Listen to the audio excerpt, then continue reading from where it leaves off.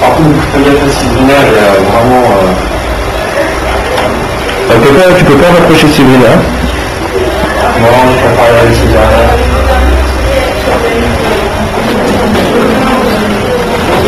Alors bonjour à tous. Je souhaite la bienvenue à la classe. On vous accueille cette semaine dans le cadre des salons de collège. Les salons de collège chaque semaine, on organise des conférences et des discussions collégiens. Donc il y a la personne qui est venue sur des conférences et puis ceux qui sont venus. Bienvenue. Donc aujourd'hui, on accueille l'association Caliban, qui est une association sur Saint-Ouen et qui regroupe des passionnés de la robotique. Donc, vous devez pas que. Ils ont aussi eux-mêmes fait vivre leur association.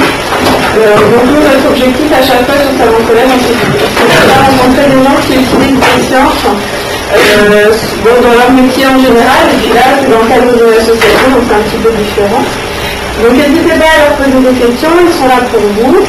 Voilà, donc je vous présente Fabien Rimbaud, qui est le président de l'association, et puis les autres gens qui vous présenteront aussi, voilà, qui sont avec lui, qui sont venus aussi. Donc je vous souhaite une bonne conférence à tous.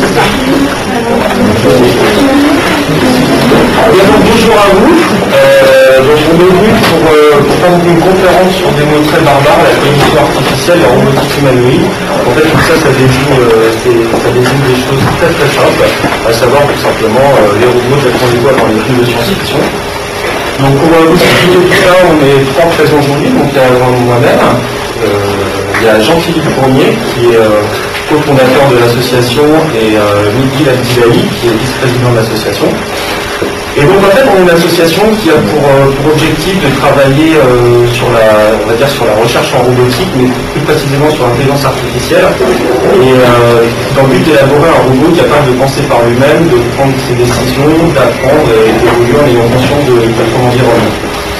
En fait, ce qui nous a motivés à nous regrouper en association, c'est qu'à la base, on travaillait un petit peu chacun dans notre coin, et donc il y en avait qui faisaient des trains électriques, et puis d'autres qui faisaient des maquettes, et puis nous, on faisait des robots, et on a décidé de se regrouper et d'unir nos forces pour travailler sur un projet commun de robotique. Donc en fait, le thème qu'on va aborder aujourd'hui, c'est concrètement, qu'est-ce que c'est qu'un robot? Déjà, il faut définir cette chose, et ensuite, est-ce que c'est quelque chose qui pourra être réalisé dans un avenir plus ou moins proche? Donc on va essayer de répondre à ces questions au cours de cette conférence. Donc pour ça, dans un premier temps, on va aborder l'historique de la robotique, parce que vous allez voir que c'est une histoire très très chargée. Ensuite, on va vous expliquer les différents types d'intelligence artificielle, donc c'est pas la peine d'avoir peur, il n'y en a que deux et les différences sont assez sensibles. Après, on va vous expliquer les méthodes de mise en œuvre, autrement dit, la façon dont on peut les programmer et dont on peut les faire fonctionner. Après, un robot intelligent, est-ce que c'est un rêve ou une réalité? Est-ce qu'ils existent déjà ou est-ce qu'on ne les verra jamais? Après, un robot, pourquoi pas? Parce que c'est bien gentil de fabriquer des robots humanoïdes, mais il faut que ça ait une utilité, que ça serve à quelque chose. Après, une approche parmi d'autres, parce que ce qu'on va vous expliquer, c'est la robotique dans son ensemble. On vous présentera un petit peu plus, nous, notre façon de travailler et les points qu'on aborde. Et ensuite, une séance de questions-réponses, ça sera à vous d'avoir la parole et de demander tout ce qui vous passe par la tête. Donc déjà, on va attaquer par l'historique de la robotique. Alors, est-ce qu'il y a des questions sur le plan prévu pour la présentation? Ok, donc en fait on le traite par l'historique. L'historique, on va dire qu'il y a eu deux types de personnes. Il y a eu les précurseurs et les réalisateurs. Les précurseurs, c'est les gens qui ont rêvé de ces choses-là, et les réalisateurs, c'est ceux qui ont tenté et ou les ont fabriqués. Donc les précurseurs, en fait ce qu'il faut savoir, c'est que le concept de robot, c'est pas du tout quelque chose qu'on trouve dans les films de science-fiction depuis 10 ou 20 ans. C'est un concept qui est extrêmement vieux et qui est sans doute aussi vieux que la civilisation humaine. En fait, c'est le genre de machine les êtres humains ont toujours rêvé. Donc on retrouve des traces de robotique déjà dans la mythologie grecque au niveau du roi Chypre, qui était un homme qui avait, synthétiquement pour réaliser, qui avait fabriqué une statue dont il était tombé éperdument amoureux, et la déesse Aphrodite a donné vie à la statue pour qu'il puisse l'épouser. Et en fait cette statue, c'est sans doute un des premiers robots imaginer l'histoire de l'humanité avec le golem aussi et ce genre de choses. Après, donc, là vous avez une photo de la statue en question, donc Rachid est amoureux. Après, donc, les minutes passent, le temps passe, et on arrive avec les philosophes, et plus généralement siècle des Lumières, mais ici on parle de René Descartes.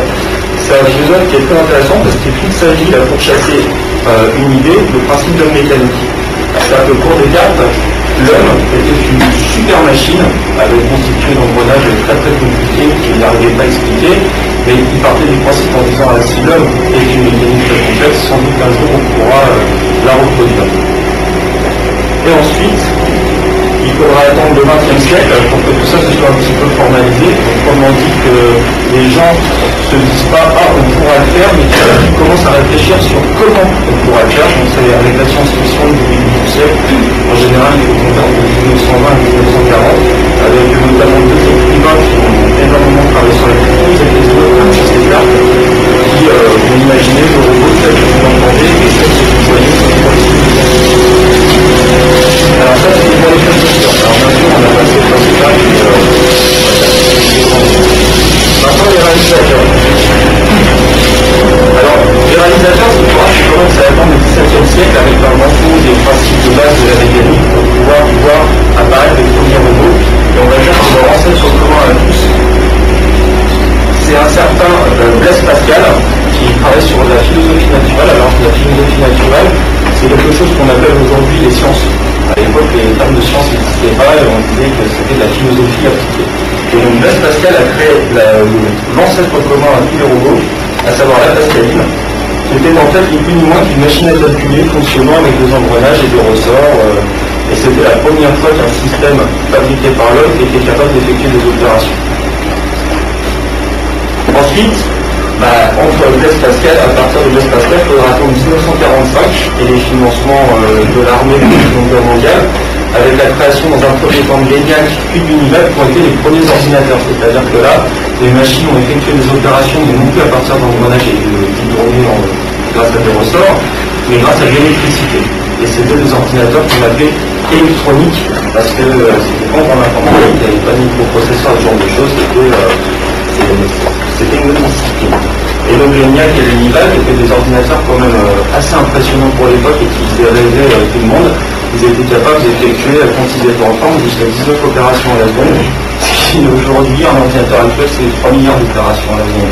Donc ça donne un ordre d'idée. Donc une fois que l'ENIAC et l'UNIVAC ont existé, il y a eu plusieurs types d'appareils sur le même principe qui sont apparus. Donc il y a eu IBM, notamment, qui est connu dans l'informatique.